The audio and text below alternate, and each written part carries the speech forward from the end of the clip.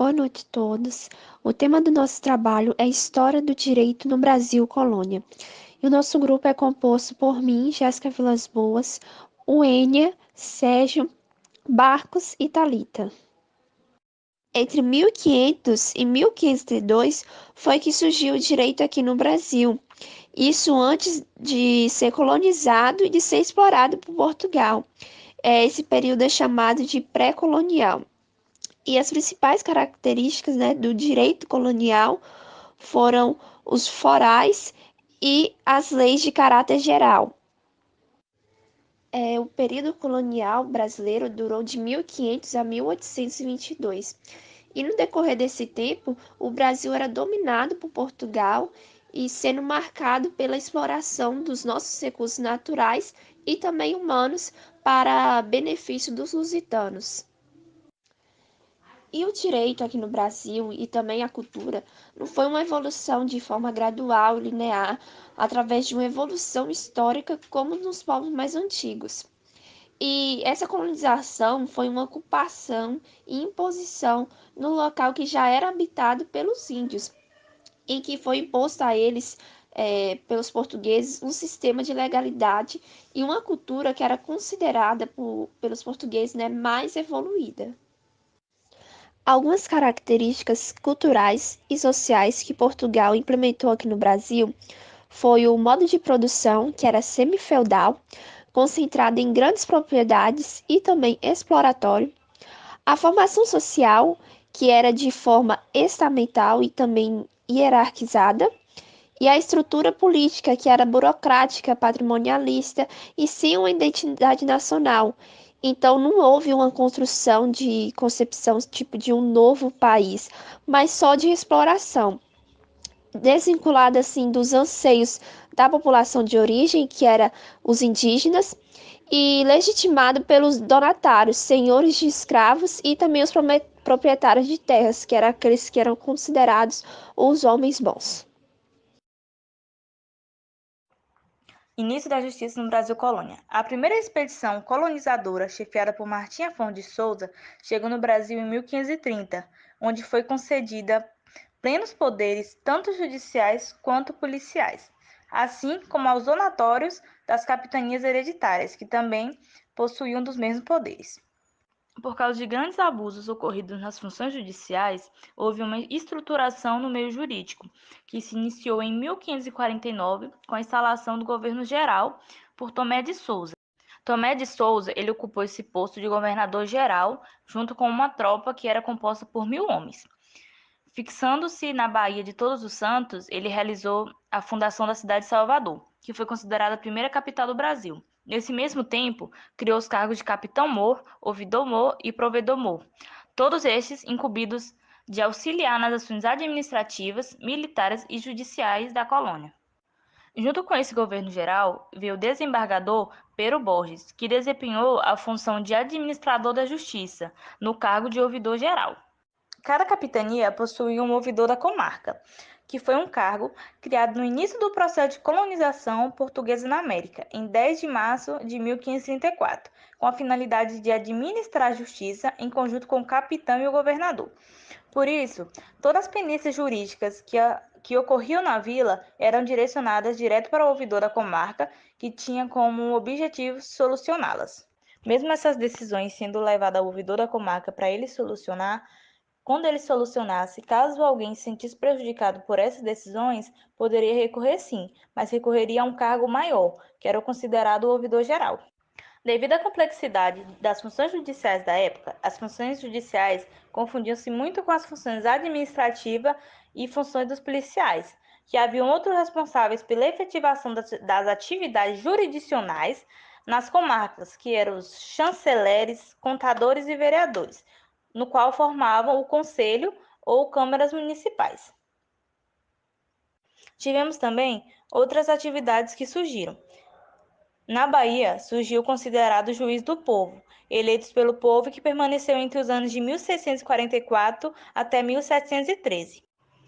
Os almatasses, que julgavam casos relacionados com obras e construções e que também suas decisões podiam ser recorridas à comarca. a Mesa da Consciência e Ordens, que foram criadas em 1532, onde tinha como função solucionar as demandas envolvendo ordens militar religiosas e tinham competência para julgamento de causas que envolvessem a igreja e as ordens militares.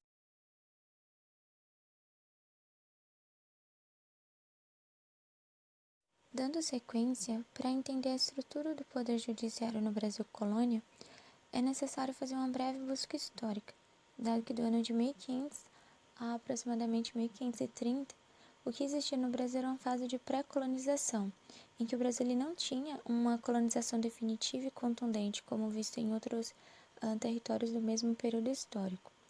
Nessa fase pré-colonial, havia sim um certo domínio, mas não se sustentava uma imposição cultural e de povoamento, por assim dizer. Após esse início, o Brasil vivia uma relação bilateral de exploração, em que apenas os portugueses se beneficiavam.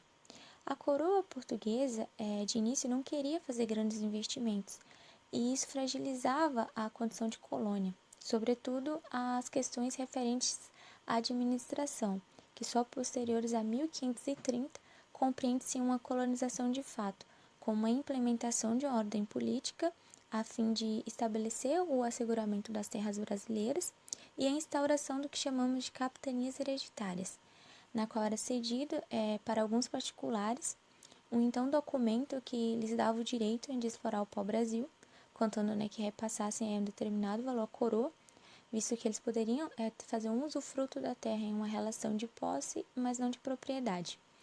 Normalmente, esses particulares eram pequenos burgueses, donos de terras e integrantes da pequena nobreza, sendo esse documento um dos primeiros a ter valor jurídico envolvendo o Brasil. Nesse estágio do Brasil colônia, a administração, resolução dos litígios e a aplicação das leis eram de exclusiva responsabilidade dos donatários, ou seja, categoricamente as práticas políticas cabia aos donatários delegar. Muito embora isso tivesse sido uma das primeiras formas de controle administrativo no Poder Judiciário, esse formato de capitanias hereditárias não foi bem sucedido, e com isso a metrópole resolve implementar um sistema denominado de governo geral, mas sempre orientada pelo ordenamento jurídico central. Com relação à estruturação do Poder Judiciário nesse novo processo do Brasil colônia, veremos que, com a promulgação dos governos gerais em 1549, iniciado pelo Tomé de Souza como sendo governador-geral, ao lado do Pero Borges no cargo de ouvidoria geral, cada capitania detinha um ouvidor da comarca, que solucionava os pequenos conflitos e, caso houvesse uma insatisfação, poderiam fazer um requerimento à ouvidoria geral localizada na Bahia. Outros aspectos característicos eram os juízes de fora, que eram nomeados pelo rei, letrados com a finalidade de serem a voz do rei nas determinadas localidades, garantindo as ordenações do reino. O juiz ordinário, ou o juiz da terra, era sem letramento eleito pelas comunidades e garantia uma aplicação dos forais, isto é, o direito local.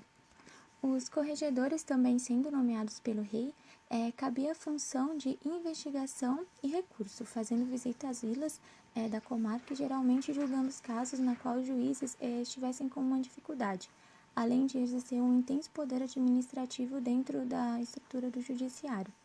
O desembargador, que era um órgão de segunda instância que recorria diretamente com o rei, os juízes de órfão na função de resolver as demandas da classe infantil, os provedores que cuidavam dos problemas provenientes das casas de caridades e auxílio.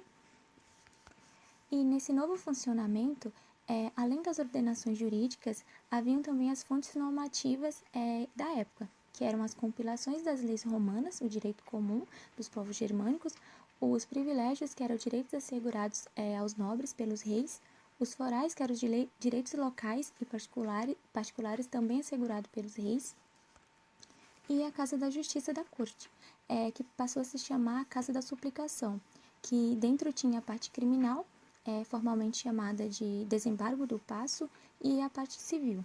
Simultâneo à Casa da Suplicação, que deliberava o direito português como um paradigma, sendo um expoente e intérprete das leis de Portugal. Um outro aspecto eram as câmaras municipais, como sendo as sedes administrativas que ficavam situadas em cada vila.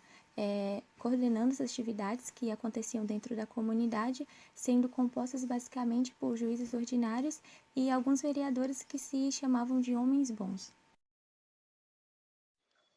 Primeiros tribunais no Brasil Colônia. Em 1587, foi criado o Tribunal de Relação no Brasil, sendo o primeiro o Tribunal de Relação da Bahia. Com a criação desse órgão, houve um declínio nos poderes dos ouvidores. Sob pressão dos governadores gerais, que controlavam os ouvidores, o Tribunal de Relação da Bahia foi extinto em 1626, voltando a ser reinstalado em 1652, dessa vez como Corte Superior Brasileira. Em 1734, foi criado o Tribunal de Relação do Rio de Janeiro, que surgiu com a finalidade de desafogar os processos que comprometiam o bom funcionamento do Tribunal de Relação da Bahia. O Tribunal de Relação do Rio de Janeiro era formado por 10 desembargadores, divididos em 4 câmaras de 2 ou 3 juízes. Já em 1758, foi criada a Junta de Justiça do Pará, que era um órgão recursal, também colegiado, só que de nível inferior em relação aos tribunais de relação. Ele era representado pelo governador da província e formado por um ouvidor, um intendente, um juiz de fora e 3 vereadores. A partir de 1765, foram criadas outras juntas semelhantes, abrangendo localidades distantes e assim estruturando a justiça no Brasil. Já no fim do período colonial, o Brasil possuía seus tribunais e magistrados próprios, porém as instâncias recursais superiores encontravam-se em Portugal. Somente com a vinda da família real ao Brasil, em 1808, a relação do Rio de Janeiro foi transformada em casa de suplicação para todo o reino e foram criadas as relações do Maranhão, em 1812, e de Pernambuco, em 1821. Também foram instituídos nessa época órgãos superiores das jurisdições especializadas, sendo eles o Conselho Supremo Militar, a Mesa do Desembargo do Paço e da Consciência e Ordens, Juiz Conservador da Nação Britânica, Intendência Geral da Polícia e a Real Junta do Comércio, Agricultura, Fábricas, Navegação do Estado e Domínios Ultramarinos. Sendo que a jurisdição especializada da nação britânica tinha como garantia um foro privilegiado para os súditos ingleses, sendo exercida por um juiz brasileiro, mas eleita pelos ingleses residentes no Brasil. Já a Intendência Geral da Polícia era a jurisdição sobre os juízes criminais que recorriam a ela, podendo prender ou soltar presos para a investigação. A estrutura da justiça brasileira, já no fim do período colonial, era formada pela primeira, segunda e terceira instância, sendo que na primeira instância o juiz de vintena era um juiz de paz para os lugares com mais de 20 famílias, decidindo verbalmente pequenas causas cíveis sem direito à apelação ou agravo. Já o juiz ordinário era eleito na localidade para causas comuns e o juiz de fora era nomeado pelo rei para garantir a aplicação das leis gerais. Na segunda instância, a relação da Bahia e a relação do Rio de Janeiro atuava como tribunal de apelação. Já na terceira instância, a Casa da Suplicação era o Tribunal Supremo e o Desembargo do Paço fazia parte dessa casa, sendo designado para despachar as matérias reservadas ao rei. Já na Mesa da Consciência e Ordens, era reservada para as questões relativas às ordens religiosas e de consciência do rei.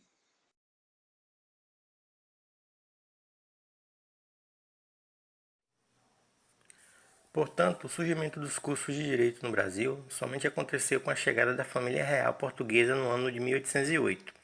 Nesse período, começou o processo de transformação no país.